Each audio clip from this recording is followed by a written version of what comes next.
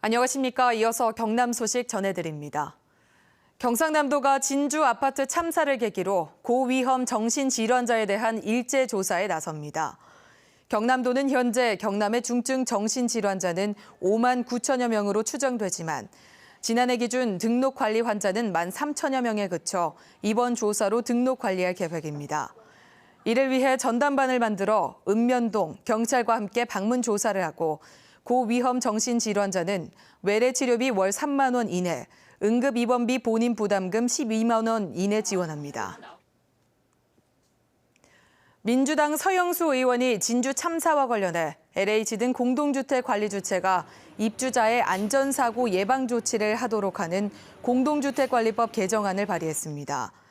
서 의원이 LH로부터 진주 흉기 사건 관련 관리소 민원 접수 및 조치 내역 자료를 받은 결과 사건 발생 전 6개월 동안 7차례 민원이 제기됐지만 관리소는 경찰서 신고 권유와 CCTV 한시적 설치 등 소극적인 조치밖에 하지 않았다고 밝혔습니다.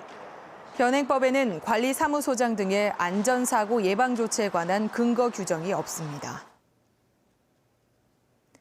법과 규정을 집행하는 행정기관의 결정은 예측할 수 있고 일관성이 있어야 신뢰를 받을 수 있을 텐데요. 마산지방해양수산청이 지난 30년 넘게 허용해온 거제 장승포항 외항에 외국 선박 기항을 금지하기로 해 이 지역 해운업계가 반발하고 있습니다. 보도에 황재락 기자입니다. 거제 장승포항에서 100길로 20여 분, 길이 200에서 300m, 무게 10만 톤 안팎의 대형 상선들이 곳곳에 닻을 내린 채 정박해 있습니다. 이곳은 정식 무역항은 아니지만 선박법에 따라 허가를 받은 국내외 선박이 단기간 머무를 수 있는 불개항장입니다. 이곳에 머무르는 외국 상선은 한 해 평균 500여 척, 전국 최대 규모입니다. 외국 상선들이 머무르는 이유는 다음 항해를 위해 해상에서 선원을 교대하거나 연료 등 각종 물품을 보급하기 위해서입니다. 30년 넘게 외국 상선을 대상으로 각종 업무를 대행해온 지역 해운업계는 최근 깊은 시름에 잠겼습니다. 마산지방해양수산청이 오는 7월부터 장승포항 외항의 외국 상선의 정박을 더 이상 허용하지 않기로 했기 때문입니다. 33년 동안 해오던 것을 해오는 것도 역시 그 33년을 그 허가를 해줬다는 것은 허가해준 사람은 정당하게 법에 있기 때문에 허가를 해주지 않겠습니까? 법에 인용을 해서. 마산지방해양수산청은 해상 안전사고 예방을 위해 느슨하게 적용됐던 관리 규정을 엄격히 적용할 수밖에 없다는 입장입니다. 업무 수행을 하면서 약간 관가된 부분도 있기도 할 것 같기는 한데 그렇다고 해서 그것을 영원히 지속할 수는 없고 이제 그 문제가 드러나고 있는 시점에서는 바로잡아야. 해운업계는 이번 결정이 조선 경기 침체 이후 지역 경제 회복에 찬물을 끼얹을 수 있다며 국민권익위원회 진정과 공무원 고발 등을 검토하고 있습니다.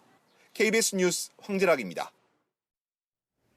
거제 지역 취업자 수가 3년 연속 크게 줄어든 것으로 조사됐습니다. 통계청의 지난해 하반기 고용 조사를 보면 거제 지역 취업자 수는 12만 400여 명으로 1년 전보다 2.4% 줄었고 경남에서 하락폭이 가장 컸습니다. 거제 다음으로 취업자 감소폭이 큰 곳은 의령과 고성이었고 취업자가 증가한 곳은 하동군으로 집계됐습니다.